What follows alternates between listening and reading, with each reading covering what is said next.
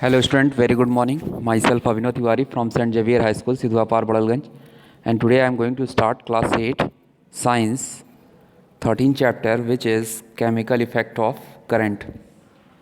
तो student last video में हमने चैप्टर 12 कंप्लीट किया था और उसके क्वेश्चन आंसर भी हमने आपको सेंड किया था. आई होप सभी ने फेयर वर्क कंप्लीट कर लिया होगा. आज हम लोग न्यू चैप्टर पढ़ेंगे. तो केमिकल इफ़ेक्ट ऑफ करंट पे केमिकल का क्या इफ़ेक्ट होता है उसके बारे में डिस्कस करेंगे. जैसा कि स्क्रीन पे दिख रहा है, all of us familiar with electricity. हम सभी जानते हैं, इलेक्ट्रिसिटी से वाकिफ़ भी हैं और इसके इफ़ेक्ट से भी. तो we also know that while electricity is very useful, it can also be very dangerous at times. Look at the pictures below and answer the questions that following. तो इलेक्ट्रिसिटी काफ़ी यूज़फुल होता है, ये काफ़ी dangerous भी है. आप इस पिक्चर में भी देख रहे हो. तो हाँ, तो पहला क्वेश्चन है, why does the boy in this picture get an electricity shock? What he do avoid getting a shock? तो ये सब सारे जो क्वेश्चंस हैं वो पिक्चर से रिलेटेड है. आप सभी लोग इसे होमवर्क में करेंगे. So we have learn that some substance such as metal allow an electric current to pass through them easily. तो हम लोग पढ़े भी हैं कि जब कोई भी सब्सटेंस, चाहे वो मेटल हो, वो इलेक्ट्रिक करंट क्या करता है, पास करता है. सच मटेरियल आर कॉल्ड कंडक्टर, और इस तरह के सब्सटेंस को कंडक्टर कहते हैं.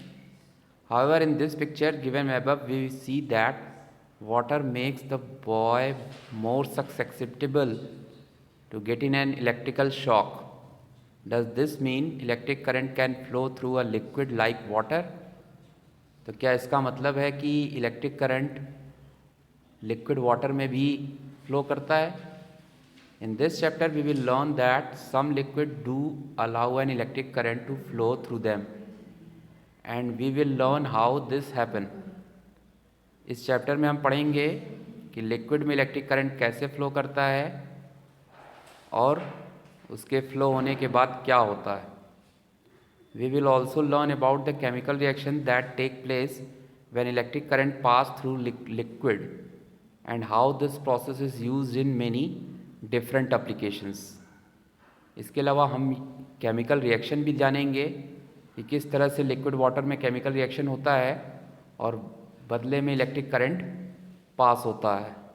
उस प्रोसेस का यूज़ किस तरह से करेंगे हम, उसके बारे में डिस्कस करेंगे. बढ़ते हैं नेक्स्ट पेज पे.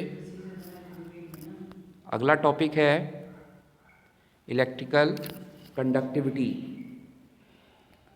The measure of the ability of substance to allow the flow of electric current is called electrical conductivity. तो जिस सब्सटेंस की एबिलिटी होती है इलेक्ट्रिक करंट फ्लो करने की, उसे इलेक्ट्रिकल कंडक्टिविटी कहते हैं.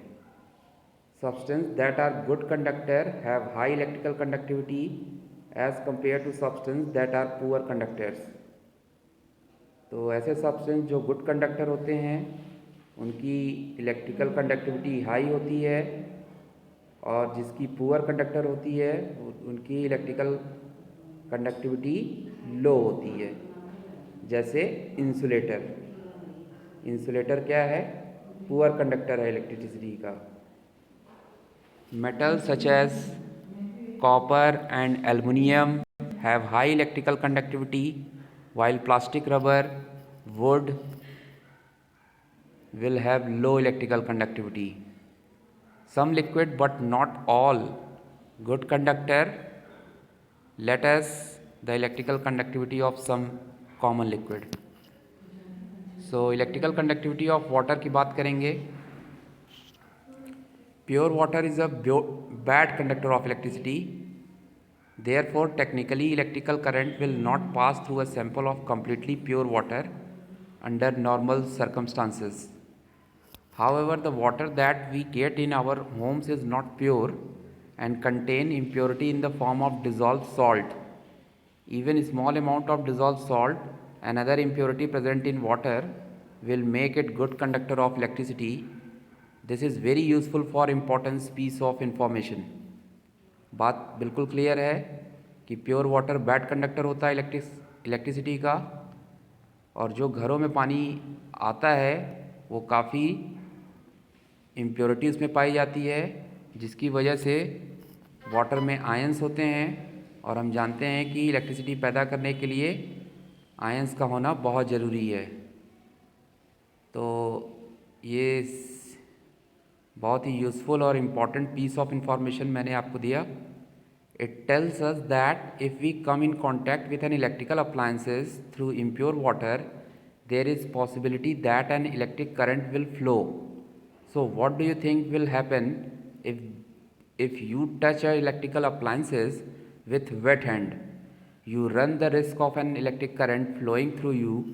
In other words, you run the risk of getting an electric shock. Even a simple act of operating an electrical switch with wet hand can sometimes result in a several electrical shock. We should always make sure that we dry our hand thoroughly before handling electrical appliances.